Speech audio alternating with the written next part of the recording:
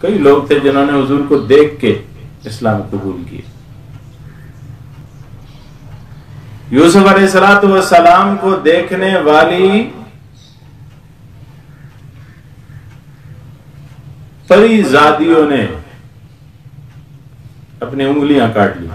وَقَطَّعْنَ أَيْدِيَهُنَّ وَقُلْنَ حَاشَ لِلَّهِ مَا هَذَا بَشَرٌ.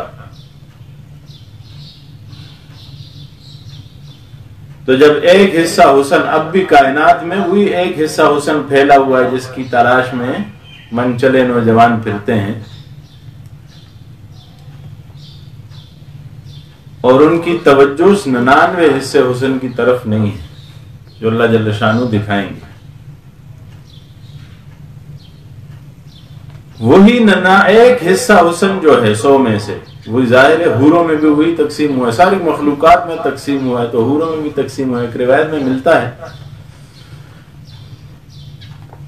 کہ جب انسان جنت میں جائے گا، مسلمان متقی پرہیزگار جب وہاں پہنچے گا تو جنت میں حوریں اس کا استقبال کریں گے.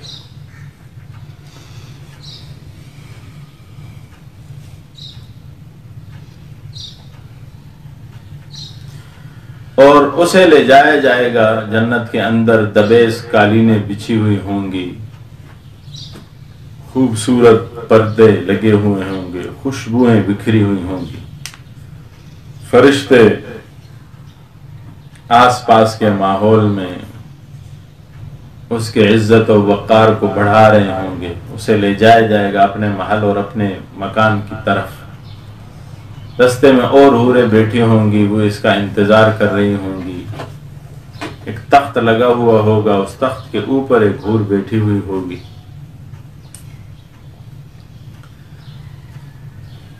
یہ سمجھے گا کہ شاید یہ حور عین ہے یا میری بیوی ہے. تو فرماتے ہیں کہ یہ قریب جائے گا تو وہ نیچے جو حوریں ہیں، سٹیپ بائی سٹیپ بنے ہوئے محل میں نیچے جو حوریں ہوں گی وہ بھی بہت خوبصورت ہوں گی. یہ انہیں دیکھے گا تو اسے کہیں گے اسے دیکھو وہ ہماری سردار ہے. یہ اسے دیکھے گا تو بے ہوش ہو جائے. وہ آگے پانی وغیرہ یا کچھ ڈال کے اسے ہوش دلائیں گے کہ بھائی اٹھو، میں نہیں ہوں. وہ آگے تو دیکھا ہی کی، تو نے ابھی دیکھا ہی کیا ہے.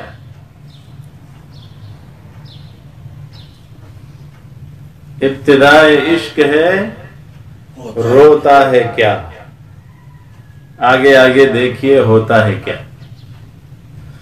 تو شاعر کی روح کے معذرت کے ساتھ یوں کہا جائے تو بہتر ہوگا، ابتدائے عشق ہے سوتا ہے کیا، آگے آگے دیکھیے ہوتا ہے کیا.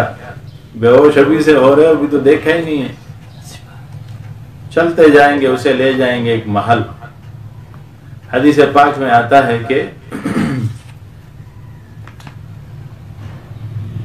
80 میل لمبا ایک خیمہ، 60 میل چوڑا ایک خیمہ ہوگا، اس کے پیچھے اس کا محل ہوگا. عرب کی سرزمین پہ جو لوگ گئے ہیں انہیں پتا ہے کہ وہ گھر الگ سے بناتے ہیں، گھر کے صحن میں اور دروازے کے اندر ایک خیمہ لگاتے ہیں، زیادہ تر اس خیمے میں رہتے ہیں. تو جنت میں بھی ایک محل ہوگا اور اس کے سامنے ایک خیمہ ہوگا. وہ خیمہ 80 میل لمبا ہوگا، تو محل کتنا ہوگا، اس میں کوئی ستون نہیں ہوگا. وہ اپنے محل سے نکل کے اس خیمے میں آئے گی اور خیمے سے بھاگتے ہوئے اس دروازے سے اس دروازے تک بھاگتے ہوئے آئے گی کہ میرا خامن آ رہا ہے، جنت میں میرا دوست آ رہا ہے. تو وہ جب یہ خیمے کے اندر انٹر کرے گا، وہ خیمے کے اندر کھڑی ہوگی، باہر نہیں آئے گی. حور مقصورات فی الخیام. قرآن کہتا ہے کہ یہ خیموں کے اندر پابند حوریں ہیں، وہ باہر نہیں آ سکتی. لم یتمسہن انس قبلہم ولا جان. ان کو ٹچ کرنا تو دور کی بات ہے، ان کو کسی نے دیکھا ہی نہیں ہوگا، نہ انہوں نے کسی کو دیکھا ہوگا. عورت کی پہچان کیا ہے؟ عورت کی پہچان یہ ہے مومن عورت کی کہ نہ اسے کسی نے دیکھا ہو غیر محرم نے اور نہ اس نے کسی کو دیکھا ہو۔ نبی کریم صلی اللہ علیہ وسلم کھڑے تھے، حضرت عائشہ رضی اللہ تعالیٰ عنہ، حضرت حفصہ رضی اللہ تعالیٰ عنہ دونوں ان کے پاس کھڑی تھیں، اور سامنے سے عبداللہ ابن ام مکتوم نابین صحابی ہیں، وہ تشریف لا رہے تھے۔ تو نبی اکرم صلی اللہ علیہ وآلہ وسلم نے انہیں کہا کہ آپ پردہ کر لو، عبداللہ ابن ام مکتوم آ رہا۔ تو انہوں نے فرمایا وہ تو اندھا ہے۔ تو حضور صلی اللہ علیہ وسلم نے فرمایا وہ اندھا ہے، آپ تو اندھی نہیں ہو۔ اس کا کیا مطلب ہے کہ آپ کے لیے بھی دیکھنا صحیح نہیں۔ جہاں مومنین کی صفات ذکر کی جاتی ہیں، قل للمؤمنین یغضوا من ابصارہم، مومنوں سے کہہ دو اپنی نظریں جھکا لو۔ وہیں پہ دوسری آیت ہے قل للمؤمنات یغضضن من ابصارہن، مومنات عورتوں سے کہہ دو اپنی نگاہیں جھکاؤ۔ ہمارے استاد ہیں شیخ الحدیث مولانا محمد ادریس صاحب دامت برکاتہم العالیہ، ہم 1998 میں ان کے پاس موقوف علیہ کا دورہ پڑھنے گئے تھے، چھوٹا دورہ پڑھنے گئے تھے مشکات شریف۔ ہم غالباً اس وقت 1350 یا 1400 طالب علم تھے ایک کلاس میں۔ تو ان کی انتہائی شفقت تھی، ہمیں اپنے گھر کے بیٹھک میں رکھا ہوا تھا، تو بہت قریبی باتیں بھی ہوتی تھی، ظاہر ہے زیادہ تر بیٹھنا ان کے محفل میں نصیب ہوتا تھا۔ اللہ ان کو سلامت رکھے، اب وہ جامع حقانیہ کوڑا خٹک میں بھی پڑھاتے ہیں۔ تو حضرت نے ایک بات فرمائی کہ ہماری ایک ہمشیرہ ہے جو گھر میں سال ہو گئے، اس وقت کہا سال ہو گئے، یعنی 10 15 18 سال ہو گئے، وہ گھر کے دروازے سے باہر نہیں نکلی، اور اگر کوئی آدمی اس سے جا کے پوچھے کہ آپ کے گھر کے دروازے کے باہر کا رنگ کیا ہے تو اسے نہیں پتا ہوگا۔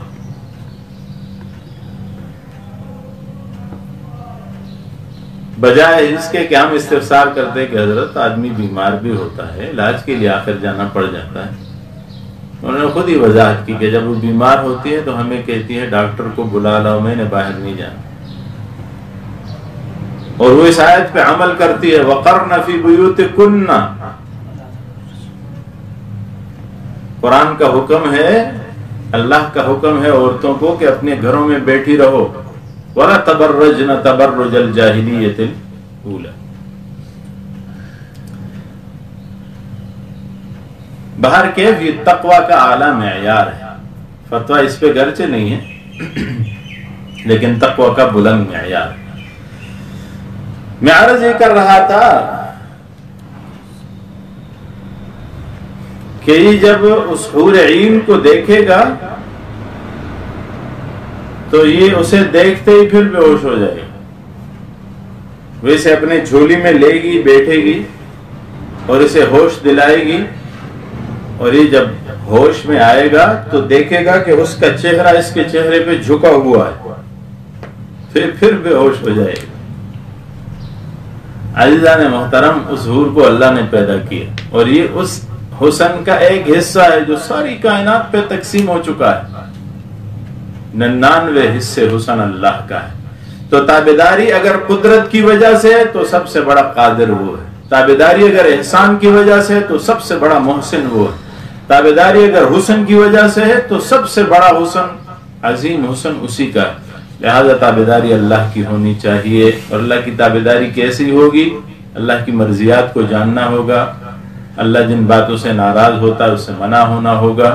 اتباع یوں ہی ہو سکتی ہے، اور پھر اس کی ضرورت پیش آئی کہ اللہ وہی بھیجے گا جس میں بتائے گا کہ یہ کام کرنے کے ہیں، یہ نہیں کرنے کے۔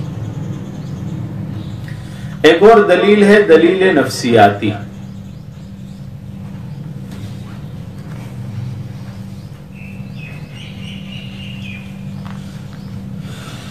فرماتے ہیں کہ انسان اگر اپنے نفس اور روح کے آئینے پر نظر ڈالے تو کلام الہی یا قرآن کی ضرورت خود اس کے دل و دماغ اور ضمیر کی خاموش آواز۔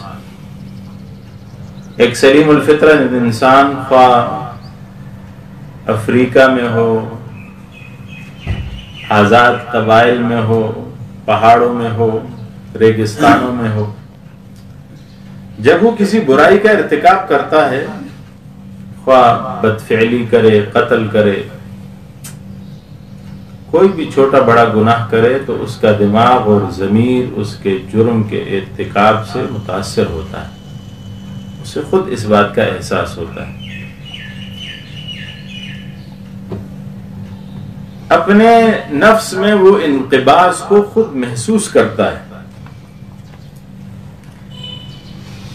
اس کی گرفت کرنے والا کوئی نہ ہو اس کے اس عمل پہ، کوئی حکومت نہ ہو، کوئی عدالت نہ ہو، کوئی پولیس نہ ہو، کوئی ضابطہ نہ ہو، کوئی قانون نہ ہو جو اس پہ پکڑ کر سکے، پھر بھی اس کا نفس اس پہ پکڑ ضرور کرتا ہے۔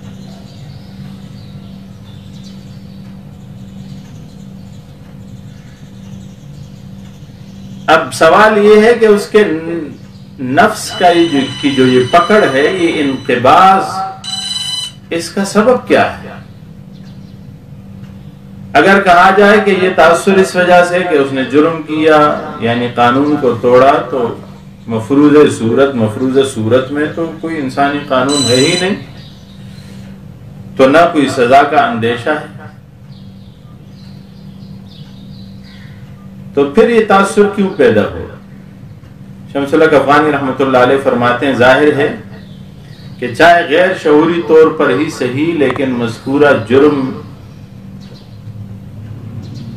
پر ضمیر نے محسوس کیا کہ اس نے کسی قانون کی خلاف ورزی ضرور کی، قانون بظاہر ہے لیکن اس نے ضرور مخالفت کی۔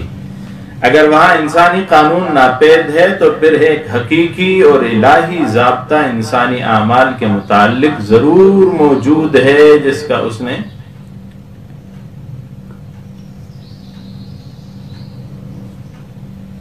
جس قاعدے کو اس نے توڑا ہے، اس وجہ سے انقباض ہے۔ تو دلیل نفسیاتی، دلیل تخلیقی،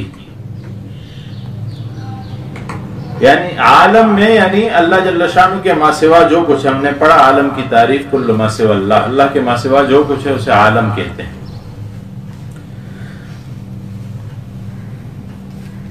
عالم دو چیزوں کا نام ہے، انسان اور خادم انسان۔ اللہ نے 4 دھان عالم بنایا، مشرق، مغرب، شمال، جنوب، سیارے، ستارے، آسمان، زمین، آسمان میں بسنے والے، زمین میں بسنے والے، حشرات الارض، کیڑے مکوڑے، ہواؤں میں اڑنے والے پرندے، جنگلوں میں رہنے والے درندے، مچھلیاں، سمندروں میں رہنے والی مخلوق، ہوائیں، فضائیں، خلائیں، اللہ نے کیا کچھ بنایا۔ علماء فرماتے ہیں کہ ان سب کو اللہ جل شانہ نے انسان کا خادم بنا کر بھیجا ہے۔ اب یاد رہے کہ انسان ان سب میں سے کسی کے کام بھی آنے والا نہیں ہے، یعنی مخلوقات میں کوئی بھی مخلوق ایسی نہیں ہے کہ وہ انسان کے بغیر نہیں چل سکتی، لیکن ان سب مخلوقات کی انسان کو ضرورت بھی ہے، پھر بھی اللہ نے اسے اشرف المخلوقات بنایا۔